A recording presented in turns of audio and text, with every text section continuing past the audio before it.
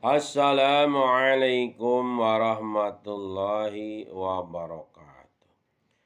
Mustalah hadis bagian ke-9. Al-mutawatiru al-mutawatir. Mutawatir artinya yang berturut-turut, yang beriring-iring. Dalam ilmu hadis maksudnya ialah hadis yang diriwayatkan dengan banyak sanad yang berlainan rawi-rawinya, serta pada adat mustahil mereka itu dapat berkumpul jadi satu untuk berdusta mengadakan hadis itu. Tarif ini kalau kita pecah-pecahkan akan terdapat 3 syarat bagi mutawatir, yaitu 1, mesti banyak sanadnya. 2, mesti sama banyak rawinya dari permulaan sanad-sanad sampai akhir sanad-sanad. Umpamanya di permulaan sanad yang mencatat 50 orang. Pada pertengahan sanadnya sedikitnya mesti 50 orang. Dan di akhir sanad sahabat yang mendengar dari Nabi pun sedikitnya mesti 50 orang. Yang ketiga, mesti menurut pertimbangan akal atau adat bahwa tidak bisa jadi rawi-rawi itu berdusta berkumpul bersama-sama, lalu mereka berdusta mengatakan itu sabda Nabi Shallallahu Alaihi Wasallam, maupun berkumpulnya itu dengan disengaja atau kebetulan. Hadis mutawatir itu ada 2 macam. 1, mutawatir lafzi, dan 2, mutawatir maknawi. Mutawatirul lafdiyun, mutawatir lafdi. Mutawatirun lafdiyun, mutawatir lafdi.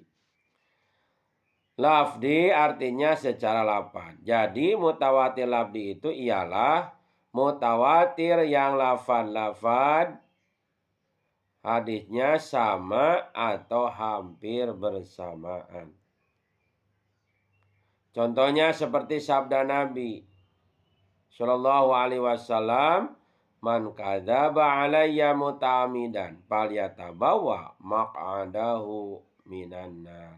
Artinya barang siapa berdusta atas namaku dengan sengaja, maka hendaklah ia mengambil tempat duduknya di neraka.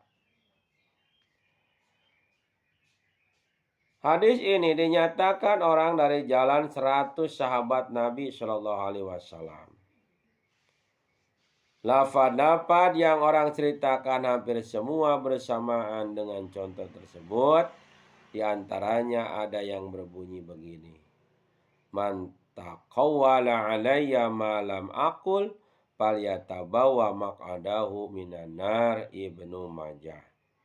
Artinya barang siapa yang mengada-ngadakan omongan atas namaku, sesuatu yang aku tidak pernah katakan, maka hendaklah ia mengambil tempat duduknya dari neraka.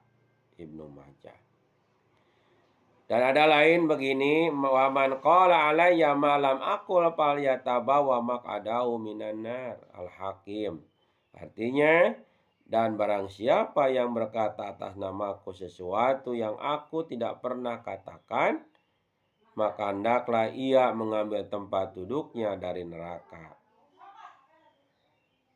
Maknanya semua sama. Kelainan lafaz itu timbul boleh jadi karena Nabi mengucapkannya beberapa kali. Selanjutnya dari 3 contoh itu, taulah kita bahwa yang dinamakan mutawatir lafzi tidak mesti lafaznya semua sama betul-betul.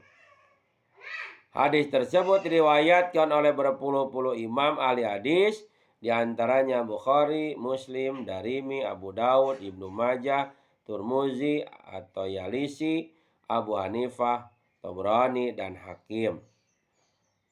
Coba kita perhatikan nanti 10 gambaran sanad ini. Di antara rawi-rawinya tidak ada seorang pun yang sama, semuanya berlainan. Selain dari hadis tersebut, ada banyak lagi yang termasuk dalam mutawatir lafzi, sebagaimana kata Imam Suyuti. Nah, di antaranya kami sebutkan 6 hadis. Nadharallahu imra'an sami'a maqalati fawa'aha wa hafizoha wa ballaghaha. Hadis riwayat At-Tirmidzi. Artinya mudah-mudahan Allah akan berbuat baik kepada orang yang mendengar sabdaku lalu ia peliharanya dan hafadnya serta menyampaikannya kepada manusia. Hadis riwayat At-Tirmidzi. Kemudian innal Qur'an unzila ala sab'ati ahrufin. Hadis riwayat An-Nasa'i, artinya sungguhnya Quran diturunkan dengan 7 huruf. Mambana lillahi masjidan banallahu ba'lahu baitan bil jannah. Hadis riwayat At-Tabrani.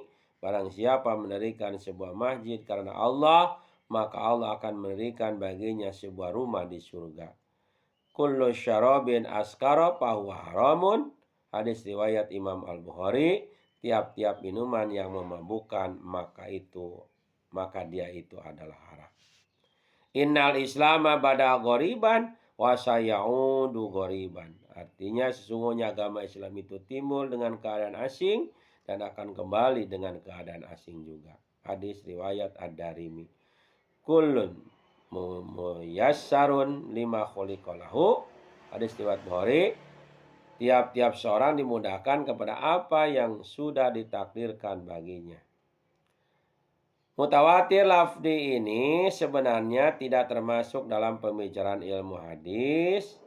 Karena rawi-rawi yang menceritakan itu tidak perlu diperiksa dan dibahas lagi.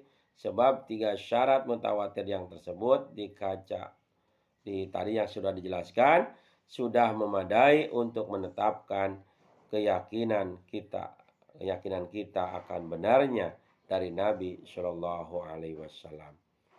Insyaallah pada lanjutannya gambaran sanadnya dari 10 imam yang tersebut tadi itu.